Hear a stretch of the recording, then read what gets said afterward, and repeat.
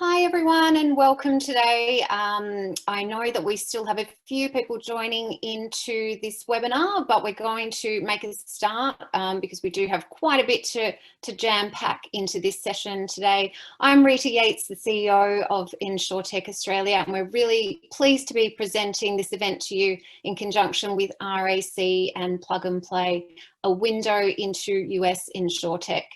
RAC is a long-term corporate partner of InsurTech Australia, and we thank them for their support. And they have done quite a bit of work with Plug and Play Silicon Valley over the last couple of years. For those not familiar with InsurTech Australia, we are a not-for-profit industry body working to build a world-leading InsurTech ecosystem right here in Australia. Locally, we're really well connected with InsurTech startups and scale-ups, corporates that work right across the insurance value chain, regulators, investors, and innovation hubs. Globally, we're also lucky enough to have very solid connections, and we're a founding member of the Global InsurTech Alliance. Interestingly, it was a pleasant surprise recently to read the Q3 2020 InsurTech report, which looks at global funding into InsurTech. And it was interesting to see that global funding had not only rebounded, but had actually surpassed all previously measured quarters for global InsurTech funding since 2014. And that was for both number of deals as well as total funding volume. Quite an achievement considering we're still in the midst of a pandemic. Still over half of that funding comes from the US, which really remains the epicenter of InsurTech, both investment and innovation at this point. So today we're going to hear about some of the trends coming from the InsurTech scene in the US as part of a fireside chat, and we're also going to hear from 5 InsurTechs from the US who are connected into the Plug and Play program. Before we move into that, though, a very quick update from InsurTech Australia. We welcomed a number of new InsurTech members over the last month, so a welcome to them, including Extrasdra, Tree Manager, USS Global, Aventus and Exceedance. And we're also very pleased to welcome a new corporate partner last month in Blake Oliver, who was our first HR and recruitment partner from an insurance perspective. So we're going to be working with them quite closely on talent-based initiatives for our ecosystem. So it's great to see our community continue to grow.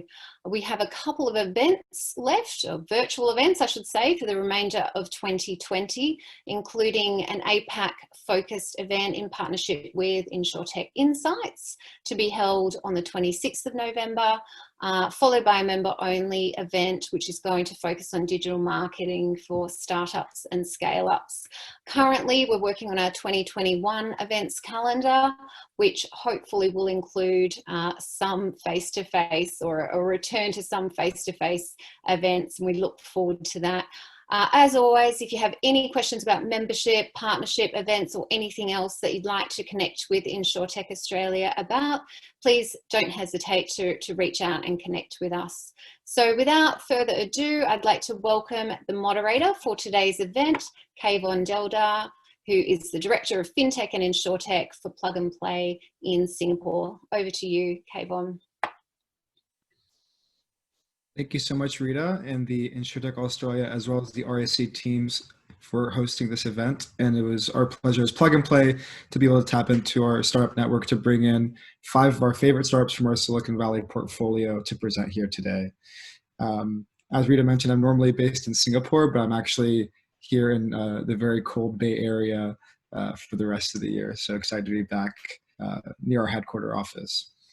So the objective of this quick portion is to just give all of our attendees a brief overview of what Plug and Play does, and you'll get to see some of our startups after the fireside chat and their presentations. So Plug and Play's ultimate goal is to help the world progress through innovation and connection, and events like this are one of the many number of events that we do throughout the entire year. There's 2 core business models that we have. We started off as an early stage venture capital firm investing in early stage startups. We've actually invested in all 5 of the startups that we'll be presenting today. And we continue to invest in a number of startups every year. And we also work with over 400 corporations across a number of industries, which I'll be going over later, to help them innovate through startup partnerships. We're headquartered in Silicon Valley, but we've grown quite a global brand. This helps us source startups from all around the world, as well as work closer with business units. So for example, I'm based in Singapore, and allows us to work with global insurance companies that might have a Southeast Asia headquarter there, and to also invest in that region of the world as well. If you notice, we're not yet in Australia and New Zealand yet, but we are definitely looking at coming into that market, perhaps sometimes next year, and especially for broader financial services.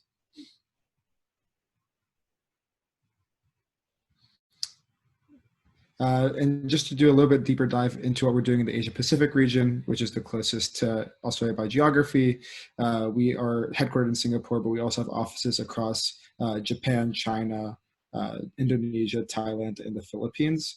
And we've the same business model. We essentially work with large corporations in that region, as well as we're looking to invest in startups. And these are the industries that we currently work in: fintech, insurtech, mobility, sustainability, travel, and smart cities. So Plug and Play does this is an InsurTech event with InsurTech startups, but we do work in a number of industries. I think the relevance for insurance here is that there are actually a number of technologies that sit in other verticals, such as IoT or health or travel, for example, that have broader implications for data on risk, for customer engagement. And so to be able to pool into all these different resources to find the best startups that are relevant for insurance companies is what we strive to do on an everyday basis. I mentioned in one of our earlier slides that we work with a number of corporate partners across the world. I don't want to spend too much time on this slide, but this will give you a sense, if you can see the logos of the kind of the companies that we work for. And the next slide will be, we work with a number of insurance companies. Insurance is actually the largest vertical we have at Plug and Play globally, where we work at this point. I think it's over 90 insurance companies across the world, across even reinsurance companies, large carriers such as RAC is one of our partners, have been partners with us for the past 2 years or so, and a number of global brokers, consulting companies, tech firms, etc. So we try to create a all-in-one ecosystem where startups, VCs, and large corporates can connect globally and innovate through partnerships. And very briefly, to talk about some of the ways in which we work with these corporate partners, from the very beginning, it could be exploring and experimenting, just coming to our events and seeing what are the technologies that exist in the world. The second comes to value creation. So once you've been exposed to a number of startups, which ones would create direct short-term or long-term value for your organization. There's a lot of education and culture we can do. We've started even doing like design sprints and design thinking workshops to kind of facilitate this internal innovation process and to open up businesses or organizations to innovation that on a day-to-day basis don't really work with startups. And even beyond startups, we can help with venture capital teams that are looking to source startups or evaluate companies, or meeting corporates across different industries, like a pharmaceutical company working with an insurance company and helping bridge the gap across various industries. And with that, that kind of wraps up my initial Plug and Play presentation. I'll hand it over to my colleague, Nick Daley, from our ventures team to kick off our fireside chat. Awesome. Thanks, Campbell, and appreciate it. And thanks again to the IAA and RAC teams for involving us here. Today, really happy to welcome for the next 20 minutes, two people that have offered a lot to our ecosystem in Scott Campbell from Amnat, as well as Kate Sampson from Anthemis. Guys, I'd love for you both to turn on video if you haven't already, and perhaps we can get started with some introductions, perhaps from Scott first. Sure, thanks. I'm Scott Campbell, Chief Client Officer for American National Insurance, based in Galveston, Texas, which is the Houston area, and we have offices in Albany, New York, and Springfield, Missouri, but we are all across the United States. And that is not me, so I did mute my phone, so but glad to be here. So my group is in charge of client experience, and then we also manage the client and consumer digital platforms for the company. So we've been part of Plug and Play for several years now, and just really appreciate the chance to talk to everybody tonight. Awesome, thanks, Scott. Kate, it would be great to get your intro as well. Hi, everyone. I'm Kate Sampson. I'm a managing director on the investment team at Anthemis. We're a sector-focused venture capital firm focused on fintech and insurtech. We have headquarters in London, New York, and Geneva. I am our lone Anthemis colleague here in the Bay Area. So my background is deep insurance. I was at Marsh & McLennan for a couple of decades. Last role there was leading the Bay Area offices of Marsh. But I spent the last 5 years or so at Lyft. Lyft was one of my first sharing economy clients when I was at Marsh, when they were 15 people. And I went in-house at Lyft, built their internal insurance operations, left about a year and a half ago, and had built close to $1 billion insurance operation in-house there. Joined Anthemis about a year ago in connection with a venture growth fund that I lead for Anthemis. Fantastic. Thank you very much. I love the lone wolf attitude on the Bay. It's the way to be, right? Awesome. Well, to get started, thought we'd go into some kind of more broader market trends that we're seeing in the US and perhaps beyond. On the face of it, it seems that this year has been a significant one for InsurTech. We've seen 3 or 4 kind of major IPOs: Lemonade, Duck Creek, Root, and others. When we look about this, is this a coming of age for InsurTech? What should we be taking from this? How will this impact maybe the next wave of InsurTech? Or maybe how are you two, as an incumbent, as an investor as well, looking at what's happened this year and taking any lessons from? Kate, maybe we can get started with yourself. Sure. Well, it's certainly been exciting. So I'll take your question of is it a coming of age? I think it's super exciting, but I still think InsurTech is very much in the early innings. But what has happened now obviously validates the space. There's hype around the space. We can look to fintech and how fintech progressed from as an industry perspective, and expect a lot of the same things to be happening with InsurTech. But it is still early. We still have a lot of folks that are looking closely at the multiples and the valuations for these companies, and you have a lot of folks on the incumbent side scratching their heads a bit on it.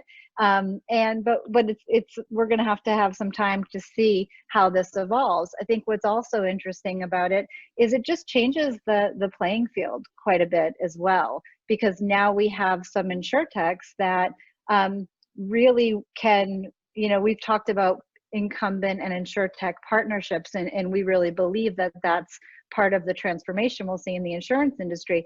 But the game changes a little bit when you have a number of InsurTechs that have the ability to also be acquirers, to also be on the offensive in this space. So it's going to be an exciting time, but I still do think we are still early. Yeah, I couldn't agree more. I think I really find that interesting what you said about this almost like reversal in M&A, right? I think we saw like Hippo acquire their carrier and Spinnaker. And that's not typically, I guess, what a lot of people would think would be happening, but it is actually happening behind the scenes, and I'm sure will be the start of many. Scott, I'm curious, your own take, as well as maybe the broader take of how AmNat are looking at this, especially this year. What has been the kind of internal conversations around these IPOs? Well, I think it's interesting, and I agree with what Kate said. It seems like every year we're talking about a new record for InsurTech, or maybe, well, it's just kind of, maybe it's peaked now and it's going away. But I think if this year has proven anything, it's that it's not going away. It's only going to get bigger. And speaking from inside a carrier, I can tell you that, I think that there's a long runway for that, because I'll tell you, there are no shortage of problems or opportunities that folks can help carriers solve. And as long as that exists, and I think that'll exist as long as any of us are here, there's just a huge opportunity for this space to keep growing, and we're excited about that. Oh, fantastic. And maybe actually coming from that, maybe we'll stay on you, Scott. Are there any particular, I guess, problems or growth opportunities? You could also see that as maybe like trends or themes that you're most excited about at AmNat. That'd be really interesting to hear. Sure. I mean, I think that, with a lot of the trends that, especially this year, seems to have accelerated, the velocity has accelerated. So the digital transformation of our business, obviously, and the folks who are listening here are probably like, duh. because that's what you all do and you live that every day. But, remember, we're big old slow insurance companies, so sometimes it takes us a little bit longer. But we've really, that trend has certainly accelerated as more and more people have gotten into digital distribution and whatnot. So I think the trends and the activity around that are certainly something we're keeping an eye on. Concurrent with that are the security risks that are coming up for insurance carriers as we get more digital, as that continues to transform. Obviously, we're all seeing a big ramp up in bad actors. We're seeing a big ramp up in the need to continue to secure that space. So any work that's being done around security is very interesting to us. And then finally, and maybe I'm speaking because I'm in client experience, certainly the partnerships with companies that are helping us improve the experience for clients, because I think in insurance, that's kind of the last frontier for differentiation, because our products are becoming so commoditized. And there's only, you can either try to be the cheapest, which we don't want to do, or you can try to be the best on experience. And that's kind of the last frontier for differentiation. And we found that a lot of the InsurTechs that we look at and work with and talk to are so good at that because you're closer to what's going on out there than maybe the carriers are. So that would be some examples there. No, I appreciate that. And we'll definitely come back, I think, to that experience as a differentiator a little bit later. I'd love to hear and dig into what that's been like during COVID. Kate, perhaps with the investment lens, what has been kind of most appealing to you? What's been catching your eye in the last few months? There's a ton of interesting technologies out there. I think I want to stay a little bit with the trend that Scott's kind of talking about, because I think as an investor, it's an interesting trend, or a trend that makes me really optimistic. We hear a lot about the acceleration of innovation and how this pandemic has really accelerated the conversations and the path towards digitization. And I think that it certainly has accelerated the conversations. I think we still need to see what that translates to in terms of investments and partnerships and opportunities. But I do think the interesting trend is, as Scott said, there's no lack of technologies that help solve problems for incumbents, for consumers, for the space in general. And I think that this has really gotten some companies more laser focused on aligning the technology that's out there in the marketplace with specific goals that they have. So it's no longer just kind of a couple of experiments. It's what technologies are out there that are going to help us from a distribution standpoint. What technologies are going to help us distribute these type of new products in a digital way? What products are out there that help us, improve underwriting for this class of business? So I really like the focus, and I think that's an opportunity for a lot of different areas of InsurTech. I think if I think about areas of InsurTech that are interesting to me right now, I think we've seen obviously a lot of focus on the P&C side in this early stage, but the P&C side has been very much on the personal line side. And oh boy, I just think there's a great opportunity on the commercial side. So I'm really interested in some of the innovations and companies that are doing some interesting things that are going to meaningfully impact how commercial business. I may be partial because I came from Lyft and I had lots of mileage data and was incredibly frustrated in the early days of the ability for the insurance marketplace to ingest that data. But now we're sitting in a spot where not only are some of the technologies there to help insurers work with both InsurTechs and big corporate insureds, there's also more resources at the incumbents to ingest that data, understand that data. So I really think we're at the early stages of really changing the commercial side of P&C. That's really interesting. I think we've definitely seen in the last year a huge pickup from our partner base as well, approaching this commercial area. I think especially since kind of Aon's acquisition of CoverWallet, it seems like everyone kind of wants a piece of that pie as such, and I see that as well as ripe for disruption, as well as the life and health side, which, if anything, I think has been a bit more interesting this year than P&C, if anything. Perhaps taking this to another kind of area. So innovation within the COVID era. The prominent narrative is clearly the digitization of everything. And we've seen a range of responses from corporates, either accelerating conversations, like Kate said, all the way to, some companies pressing pause and holding on their budgets. From your own experiences, how have you seen COVID affect collaboration between carriers and InsurTechs? And what would your advice be to carriers, joining us on this call today? Kate, maybe we'll start with you again. I know you mentioned a little bit in that last question there about what you've been hearing from your portfolio companies and other carriers. Yeah, so I think from a number of portfolio companies, we have some that are in the fintech space that are around mortgages and homeowner type things, and their real estate and home sales have been crazy, and there's obviously a need there for digital offerings. I think, to go to your point on the life and health side, I've been spending some time with some life and health carriers, and just this situation has really brought to focus, how are we going to bring in telemedicine? How are we going to do fluid-free underwriting? What are other data sources that help us understand risk factors for certain conditions? One of my insurance company partners just said, we want to get ahead of the science outpacing our underwriting manuals. What's out there? So I think in the life and health space, there was definitely an acceleration in those areas of the business. And I just think it's caused, we hear this over and over again. We hear the pandemic has accelerated digitization.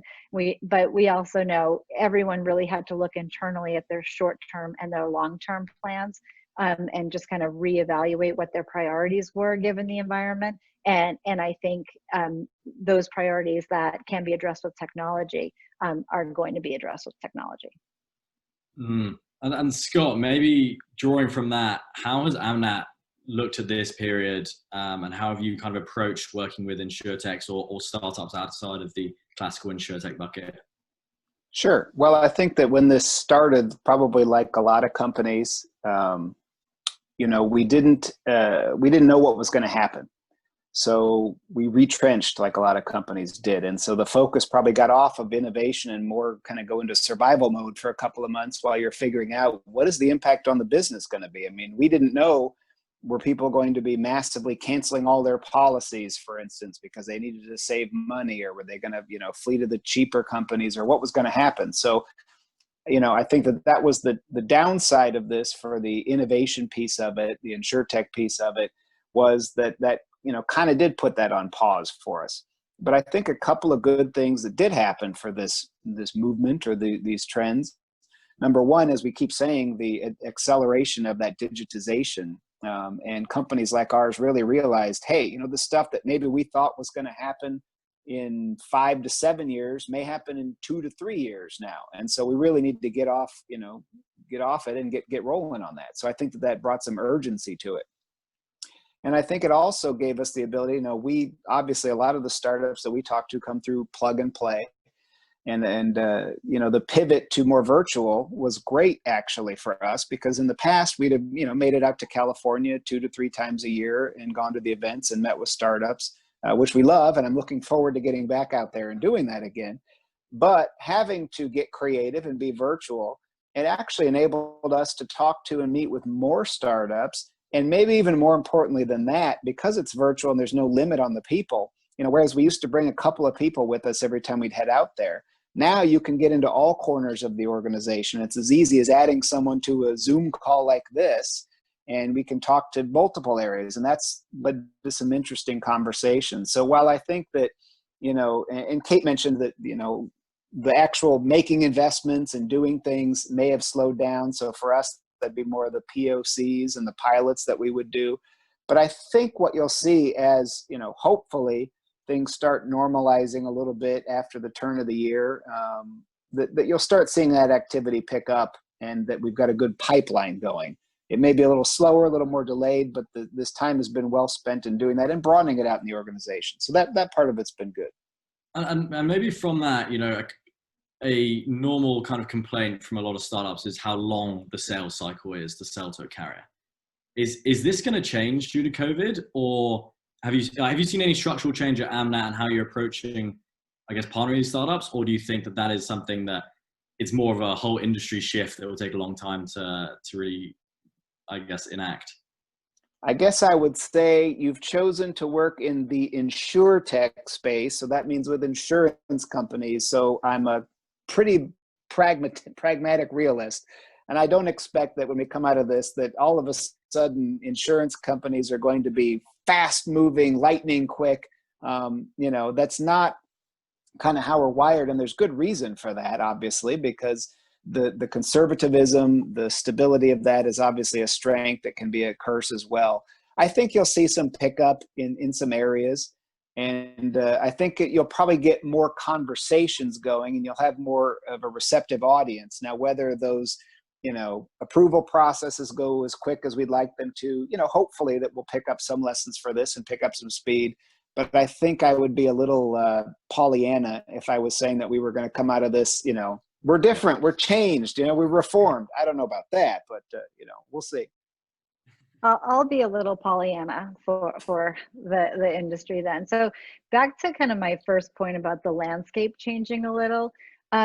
When you have companies like Root and Next and Lemonade that have more dollars in the bank, more money in the bank to perhaps acquire other InsurTechs to move faster. They by nature are going to move faster. I think they can become more competitive to the incumbents for potential M&A, targets that they want to do. So I do think if we start to see these larger InsurTechs start to move quickly, that may start to light the fire in the sense of urgency, see a bit. So that's a one prediction I have. And I think the same thing potentially holds true on the capacity side. So for the startups on this line and for others who are looking for insurance capacity to partner with to bring products to market, in the early stages of InsurTech, a InsurTech might partner with the first carrier who is receptive to either giving them the pen or giving them some capacity. But I think we have more capacity potentially available that's interested in being part of InsurTech and learning. So I think we'll have some more competition there. So I think my hope is that drives speed, both on capacity and drives kind of resilient capacity arrangements for InsurTech, but also starts to have the incumbents move a bit quicker on either partnerships or potential acquisitions. Yeah, that's an interesting dynamic, especially I guess is they've initially taken like one line of business each that they've been chipping away at, and now you see this kind of rebundling come back together into a full carrier. I wonder how the incumbents are going to look at that. I don't know, Scott, if you have talked about what happens if I saw, for instance, Lemonade looking to launch a life product. What if they end up launching a similar amount of products to what you guys at AmNat are doing? How are you going to approach that, especially from a customer experience point of view? Well, and I think that the experience piece is what they're very good at. I'm a bit of a Lemonade skeptic. Not a total skeptic on them. They've obviously done some great things, had a very successful IPO, and I don't know about I think time will tell on the business model. But I think it's something to watch, and I think what they are showing is that there's a market out there, they and others, for people who don't disregard the clients. And at the core of it, I think sometimes insurance carriers, and what has opened us up to disruption, is that lack of focus on that, because it kind of got to be navel gazing and just saying, hey, we've got all this money and we'll just keep, we underwrite and we do this and it just happens. So I think that those companies have been a very good wake-up call for us in seeing the potential of actually providing great experiences and taking care of clients. Now, again, how that proves out business-wise over time, we'll see. For those companies, but I agree with Kate. I think there is a lot of great opportunity out there for companies to come in here and do those sort of things. No, fantastic. And maybe coming to a close here, I'd love to touch on the kind of international element. We opened this about how the US was leading, and all the figures seem to suggest a lot of investments coming here. However, looking more broadly, and I know both of you have had an eye on other regions. And I know, for instance, Kate, Anthemis has been making investments in a few different regions like Mexico recently. We'd be curious to hear, how do you guys consider what is going on in other regions? Are you keeping an eye? Are you active in, meeting companies and speaking to incumbents there? And then maybe following from that, what do you look for in maybe building an ecosystem? So when you're looking at a particular investment opportunity, for instance, Kate, in a region you maybe haven't done before, what are you looking for to maybe be comfortable making that investment? And are there any kind of advantages you look for in some markets over others? Okay, I think you're sorry. Someone had to do it. No, we definitely focus predominantly on the insurance side in the U.S. On the growth side in the U.S. and Europe, which we've got folks on the ground there. We speak many languages at Anthemis. I think we have 15 languages spoken by our team, and a deep bench of experts on the portfolio success team that really help us wherever we find an opportunity. But I think that insurance is not limited, obviously, to the US and Europe, and we see super interesting technologies coming out of Israel. I've had one of my life insurance companies is in a conversation with a company in Africa that's doing some interesting things. So it ends up being a small world, insurance, and there's a lot of connectivity. So we really don't we want to understand the market, all the same things we would want to understand in the US and in Europe, but just making sure we have all of the right details for the geography we're going into. Gotcha. And Scott, perhaps on your side, how have you been looking at maybe emerging markets? Sure. I think we're obviously very U.S. focused, but great ideas, great talent doesn't know any border. So for us, it's just being open to those ideas wherever they come from, and we certainly keep an eye on that. And we, for us, it really doesn't matter where you're from. We're not just working with U.S. If that just kind of tends to be where the convenience factor is. But I would encourage anybody to not be bound by that or worry about those borders or whatnot, because great ideas and great problems solving abilities will find a market for it. And we just encourage you to keep plugging away, keep pushing at it. Yeah, I completely agree, especially with like Kate's point about how small this kind of ecosystem really is.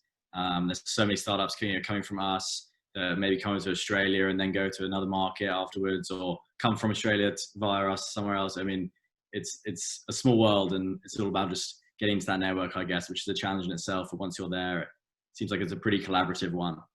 Yeah, possibly also, Nick, a silver lining from the pandemic, because I think we're all getting exposure to other corners of the world, with more time to do things by Zoom. This is a perfect example of what you're hosting tonight. So thank you. Totally agree. Totally agree.